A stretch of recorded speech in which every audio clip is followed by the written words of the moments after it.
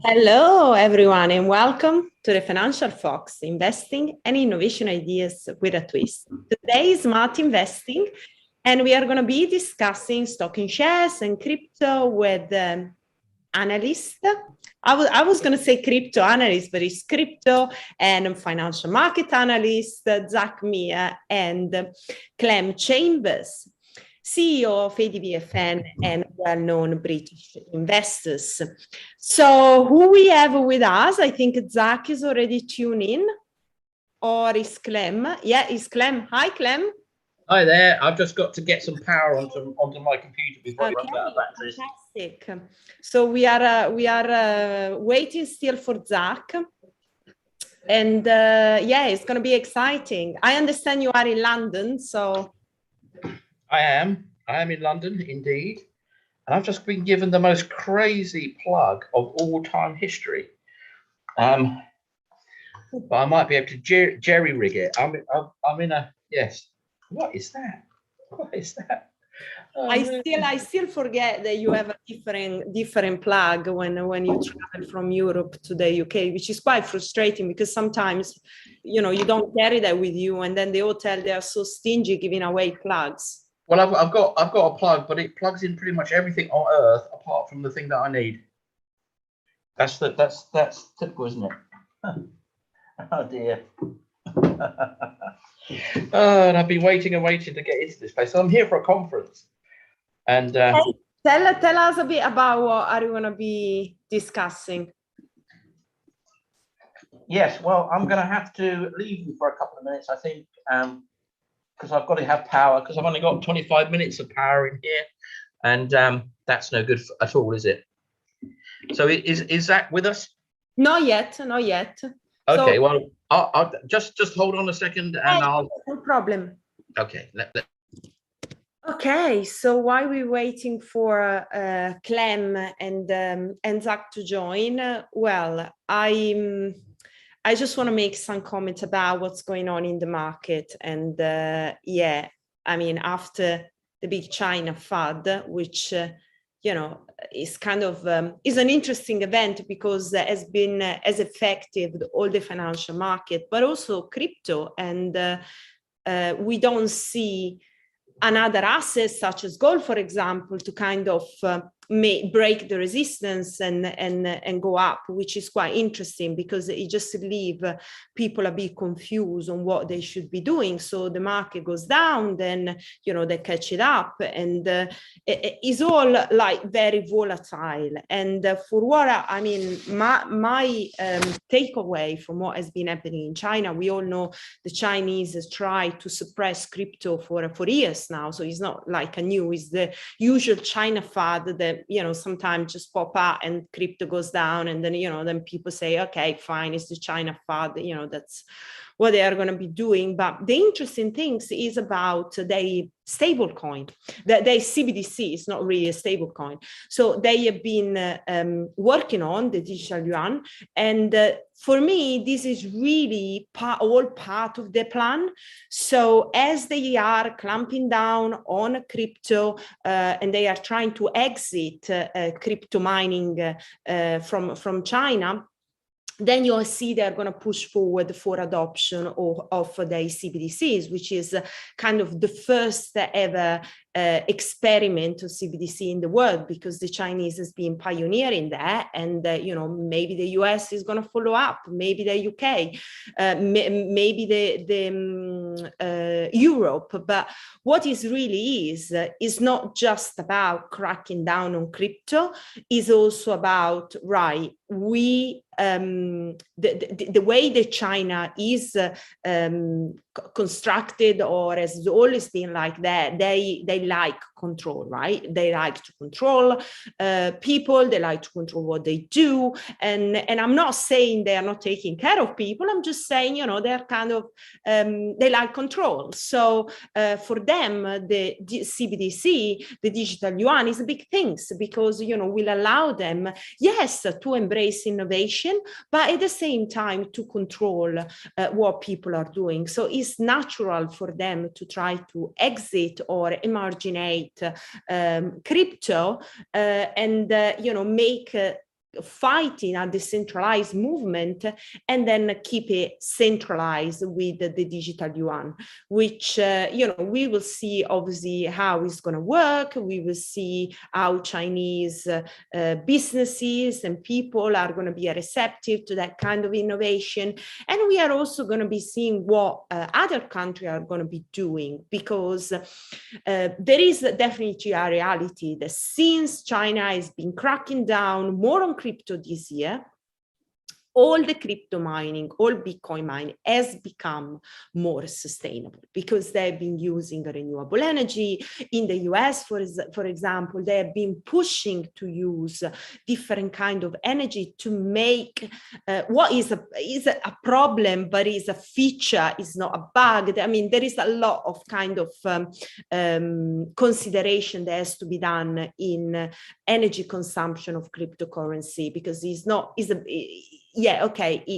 good, but at the same time, because proof of work maintains security, that is a very important element of cryptocurrency, and you definitely don't want to have a network that is not secure. So there are kind of different elements that comes into consideration, and that is going to be taking a bit too long to dive into, but definitely this energy shift from more polluting source of energy to a more sustainable green energy is actually happening.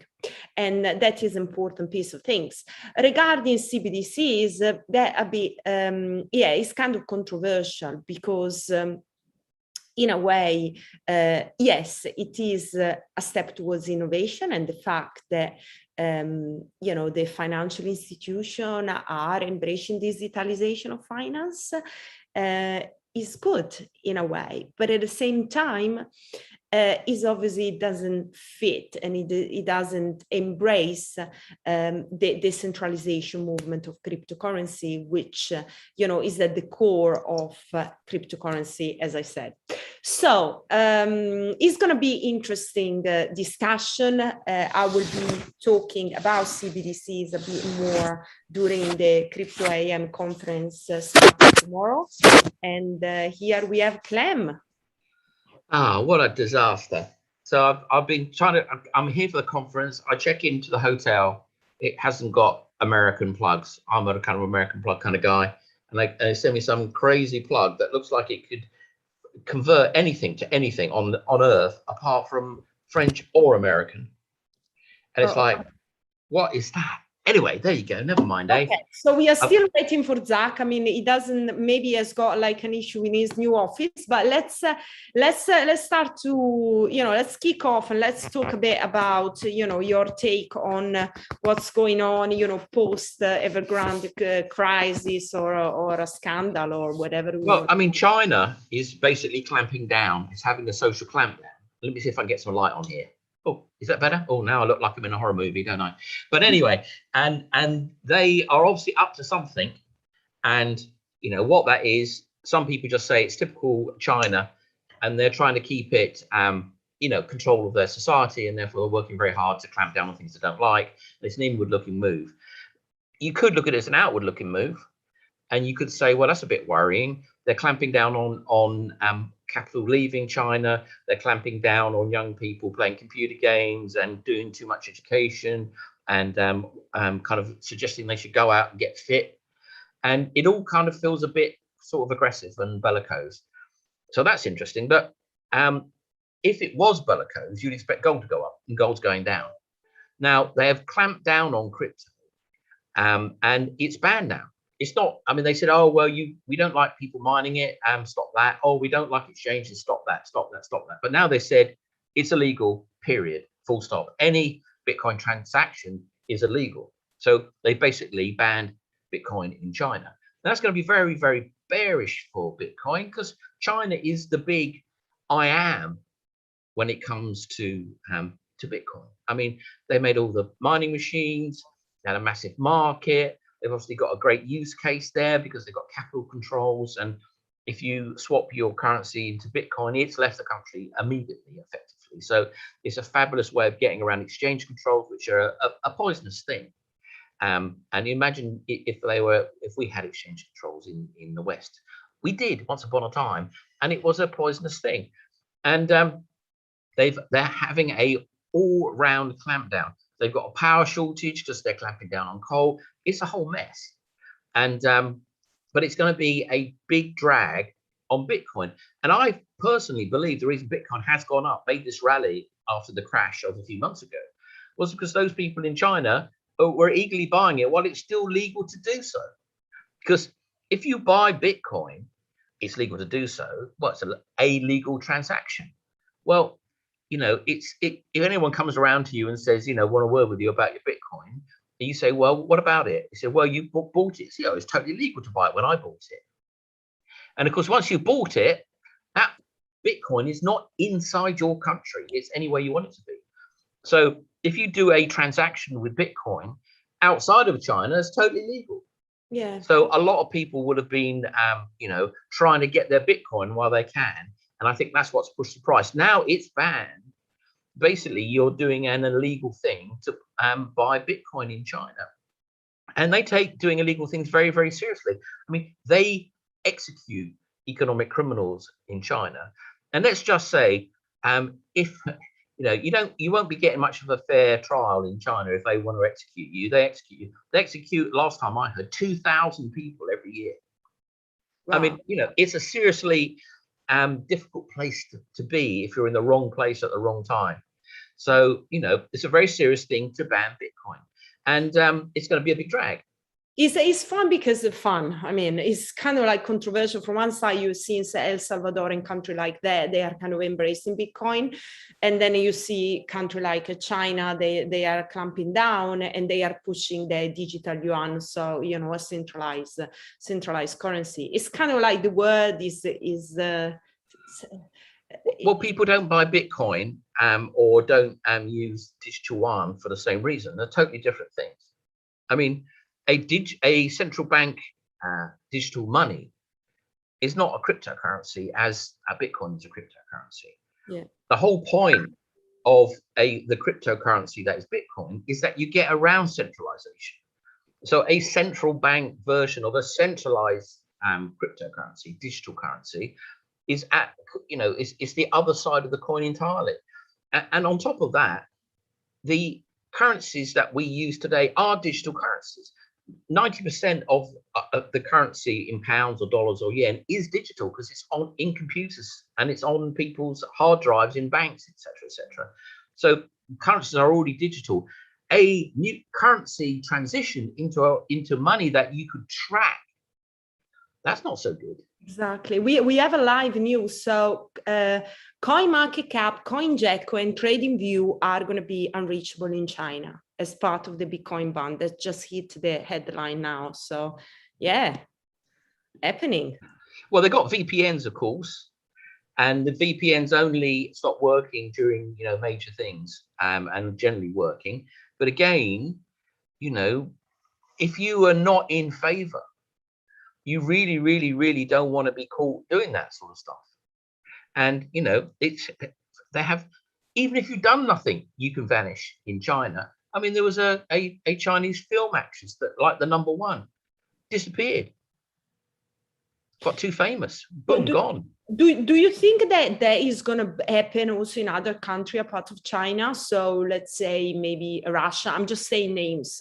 Well, I mean, there's if you're looking at what used to be called the non-aligned countries, yeah, like India. Well, India's not going to do anything like that. Yeah, India is you know, has its strengths and weaknesses, and it's quite capable of doing crazy stuff. But I don't think, well, you know, that's the sort of country that would ban Bitcoin and it would make no difference.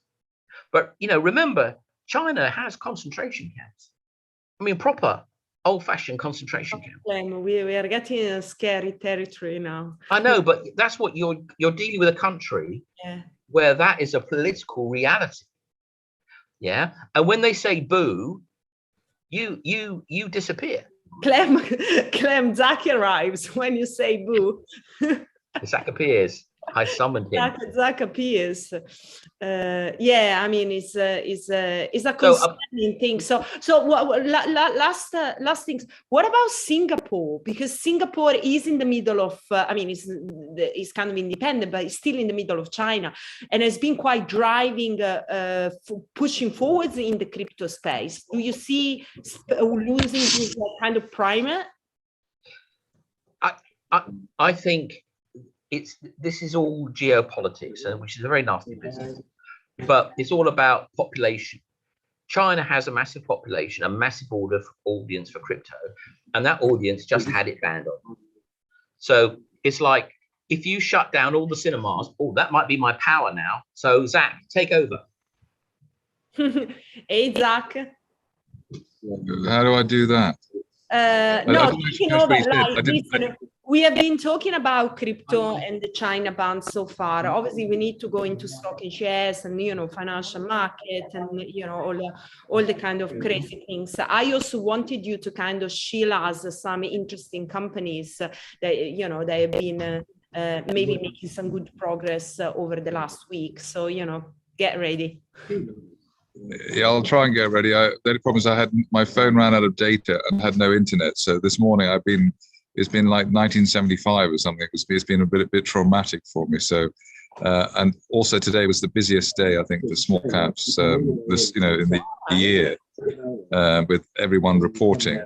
And I've been using, you gave me the Guru login for ADVFN very kindly last week. It's taken me a few days to get into it, but I love the way you can search for significant and in excess and profits and stuff like that.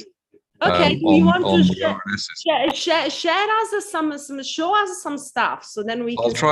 I'll show you in a second. If Clem just tries to, ad lib for a few seconds, I'll get it on my screen. Yeah, no, I'll be happy to try. I mean, talk about supply chain problems.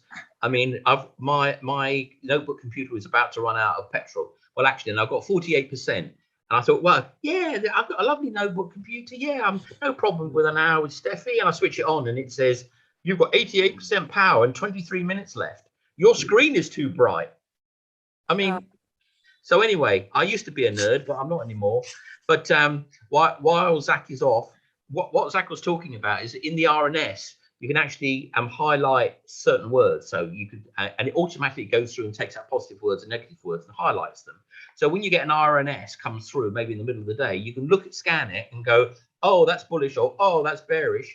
No, warning, less, and all that sort of stuff would be highlighted, or more, or beyond expectations. So you could go bang, bang, hit the market before everybody else is actually, got to the bottom of their RNS somewhere. The host is disabled screen sharing, so if you can allow screen sharing. Apologies. It's understandable given the content that I normally post, but in this case, it's probably for a good cause. Ready, here we are. All right, here we are. So I love the. So this is. I'm not just saying this because it was given to me. I'm saying it because it's actually saves a lot of work. So here I love the news summary where you just magically you have the news and the movers all on one page. So for me, like Zenega was interesting because it's like come off the lows. Ferro Alloy is a very interesting company. I think that's going to go a long way. I think the CEO there's fantastic. I'm going to be interviewing him hopefully later in the day. And so it's just got everything here that you just don't have to sort of wade through all the stuff, at 7 o'clock in the morning. This page is actually free. You can get this without paying a penny. It's the more there we are. Inside, which is. I'm going to log in. I'm going to log in now because I haven't actually logged in. There we are. So thank you, Clem. So your password is ... So is mine. Yes, exactly. And then the exciting part is the the keywords. So I've got all my little words there, like FDA and this and that and everything else, boost, enhance, raise, and everything else. I'm sure Clem will tell me how to use it properly later on, but you get the idea, and then you can basically try and find something from earlier in the day. Yeah, so this one, interim revenue lift. So I must have highlighted the word lift. If I was subscribed to Alliance News, then I would have that as well. But you get the point. So basically, you can just go into the. I'll try and find a better example in a minute. But let's try and get that asked back. That nonetheless, so you know that Crimson Tide's got a lift going on, a revenue lift. Yes. So you pulled it out, and you don't have to go. But that is, and then this is, maiden profits at Lords Group, Safe Stay profit rises. I mean, that just, really saves a lot of effort at a painful time of the day, which is 7 o'clock in the morning. Eden Research there, Assyrian lost Narrows. So Narrows is one of my search words, which is normally a good, but actually one of the best ones, because that's normally the start of a turnaround. There you've got Escape Hunt bouncing back, etc., etc. So that is, I think, narrowed loss from Zenagas. That's great. Things like that saves a lot of work and is, for me, you're writing and looking at the right stocks. I think Acrol's the toilet paper group, which is obviously very fashionable, has been in the last year.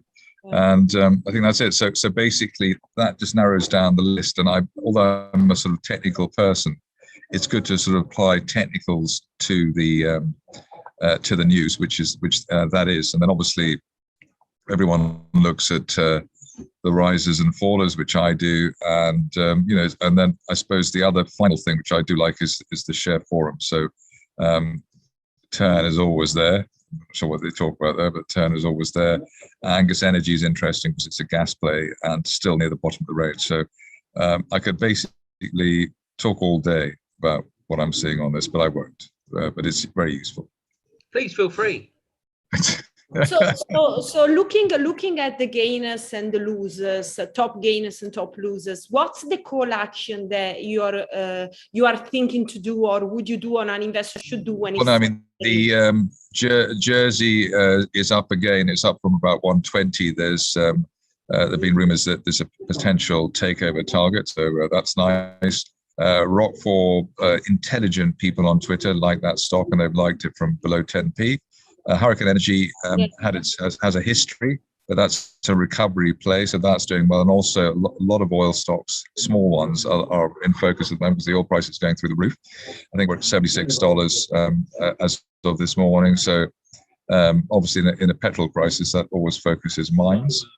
And I think then iGas, obviously, again, another gas winner at the moment.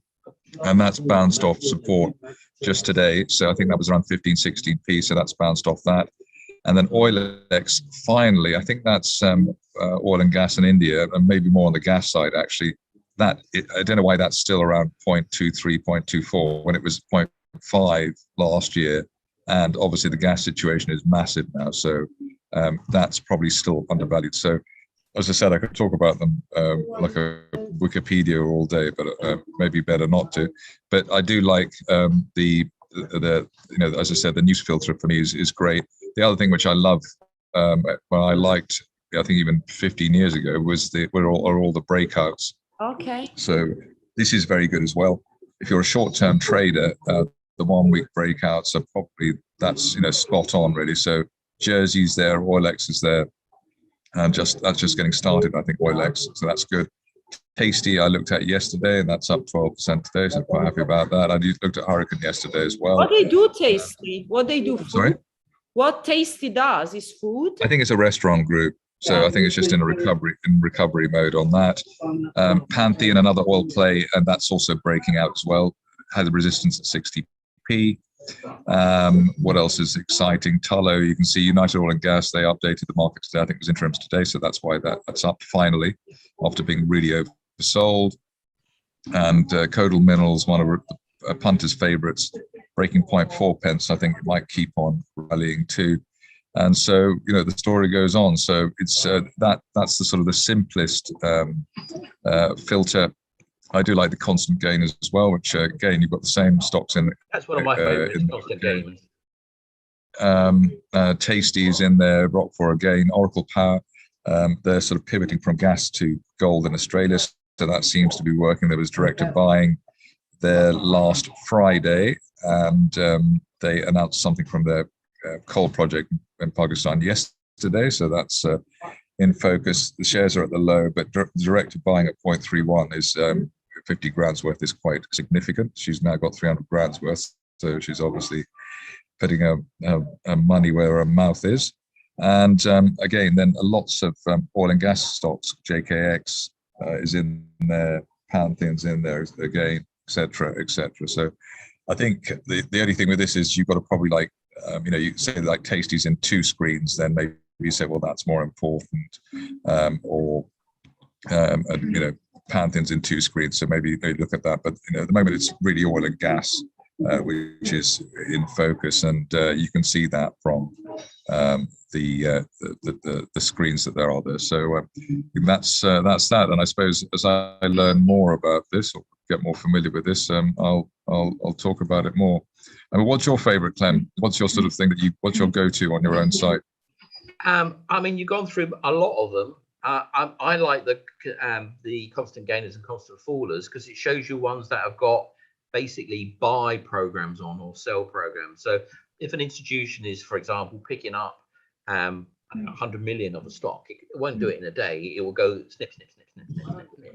And you'll see that being a long-term gainer. So if you go to the bottom of that list, go right down to the bottom, you'll see 3, 5, 7, 9, 12 days.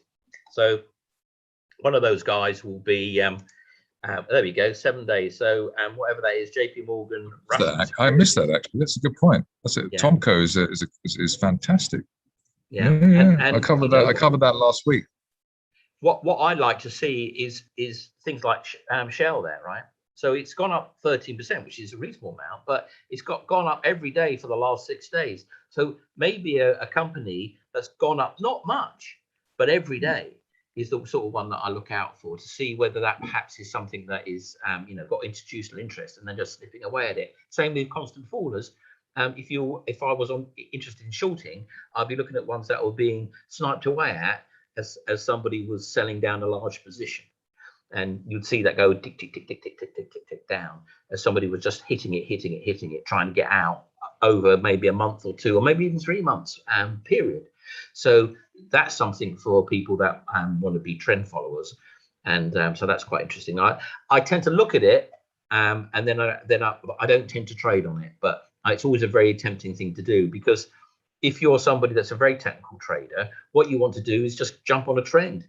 And to find that trend is quite difficult because there's 2,000 charts to look at. But if you look at all the ones which have been just ticking up slowly but surely, then that's a very good sign that something's happening. Well, I mean, look at that chart. I mean, it's clear something's happening there, right? It's taken years for that to break out. I mean, years. If you go back, it was sideways for. Yeah, it's been sideways. If you go up where it says 6 months and put, say, 5 years on it. I think, yeah, I mean, it's been sideways for a long time. You see what I mean? So this could be the big one, and I think it's because of the oil and gas thing as well. So yeah, I mean, I bought a lot of Shell this morning, because even though I was buying it when it was down at 10, and I've been out since, it looks like it's going to go to 20, and all these energy squeezes, they all come from this is inflation at work. And it's only a matter of time before they fall back onto oil, because if you can't get natural gas, if you can't get coal, you've got to fire up your oil-fired oil-fired power stations. Fantastic, I like that. Shell, it's still way down, isn't it? It's a breakout there, as far as I can see. Yeah. Talking about oil and gas and this rise, how sustainable is that? How long is going to last for? It's a difficult question. I mean, if we were in the 1970s, you're going to get stuff like this happening for 5-6 years. If this is just a small blip because of just disruption, and it is just disruption, it isn't about the fact that money supply has gone up 100%, then it could be only a few months. But oil is anti-money, because money is what you transact in, but work is what makes the economy go round. And fuel is energy, is work. And if you devalue the value of money, work stays the same value, because work is immutable. I mean, there's only horsepower is horsepower. You can't inflate that quickly, but you can inflate money quickly. So the price of work goes up. Well, oil is work. electricity is work, gas is work, because that's what it does. It's fuel for engines, it's work. So if you devalue the value of money and work stays a constant value, then its price will go up. And I think that's what we're seeing. Everyone's saying, oh, it's this, there's no lorry drivers, oh, it's too many ships in the wrong place, oh.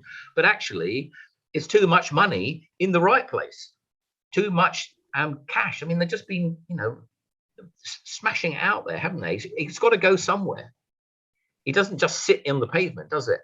And, if you decrease the value of money, you're going to increase the price of things that are immutable, and energy is immutable, is the ultimate immutable. So that's what I think you're seeing. It's a bit abstract, I know, but that's my take on it. Okay. Wow. Sorry. Well, I Right, think so- that's a question to keep constantly look at the market, what is happening, and kind of monitoring. Well, the thing about a Shell, apart from the fact it owns a vast amounts of energy, is out of favor with all the energy companies. I think energy is going to get more in favor now. There's a shortage of it, frankly. But outside of that, it's paying a gigantic dividend. I mean, I think it's like a 6 or 7% dividend. I mean, what's not to love about that? You buy shares in a company that's got this highly vital commodity that's only going up in value, and it's paying a blooming 6% dividend or whatever it is. My eyes can't see that, but you'll be able to tell me what it says under the dividend. It's like 3% there, but maybe we'll try and find our data. Maybe they've changed that. But if you look at BP as another one with a fat dividend, so. And so would you rate the financials like the insurers better than you would the energies? I mean, if you're looking for consistent I love earning. I love the Legal and Generals and the Avivas, but the market doesn't for some reason. That's the American stock you got there, Zach. If you go back and type RDSA, Yeah. LSE RDSA. Yeah. Oh yeah. If you just click on that, see what happens. So scroll it down. Oh yeah, there you are. I still can't read that. But BP dot, I think, is the UK ticker for BP. So Clem, why Shell over BP? Well, I think I like Shell. BP, I had that huge face plant in the Gulf, and that kind of worries me a little bit. What's that say there? I've got a very small number. 5.5, 5.67%. 5.6. Fantastic. Yeah, so I'm probably remembering Shell when it was £11 a share rather than 16. But any dividend, any yield at all. So you've got upside and you've got yield. I mean, if you look at Aviva and Legal & General, they've got massive dividends. If you look at Rio, because if you think about this dynamic is about commodities going up because the value of money goes down. So if you look at BHP or Rio, I think Rio's got a 7% dividend, BHP's got 10. I know they're coming off out of the FTSE 100 because they're making the move to go to Australia, where people care a lot more about stocks and value them more highly than in London. But 10% dividend. I mean, it's like you have to keep wanting to check your numbers because it's ridiculous. What have we got there with? I'm going to need to get my Rio's glasses. 8.5. 8.5% dividend in zero interest land. And these are guys that control all the commodities that have gone through the roof and will continue to do so if we get inflation. The only way that stock is going to go down is if people in power decide to crush the economy by tightening. Are they going to do that? Are they going to get themselves sacked by tightening and then blowing up their economies? Doesn't seem likely to me, but could happen, I suppose. There's no underestimating the stupidity of politicians. But it's a very confused market as far as I'm concerned at the moment, and that makes it very worrisome. I just wanted to, because I know there's some people who are like they don't like the boring old pensioner type stocks. What any view on the cryptos at the moment, because it looks like a nightmare in terms of China. Well, I mean, I've been a bear for a long time, and I can't see that China being closed as an audience is going to do anything but crush crypto for a year or two. But I was proved wrong by the recent bounce. But as I said to Steffi, I think that's because people in China were eagerly buying crypto before it got banned, because before it was illegal to buy, you could buy it, and once you bought it, well, your job's done. Now I'm about to lose my batteries now on my mobile. I cannot believe it. So I might wish you goodbye at this stage. And if I do get a plug, I think we cover quite a lot today. There is a lot for people to digest. So it's been a very interesting session, I think. With plenty. Yeah, I'd like to. I think next week I'd like to go into the crypto area, because I think it's a very interesting junction, and hopefully it won't have fallen too much by them. I think it's looking, extremely well poised, maybe for both parties, the bulls and the bears. So I think we're going to see some action over the next week or two. Okay. Zach, Steffi, see you later. Bye. Ciao. Bye. Bye, everyone.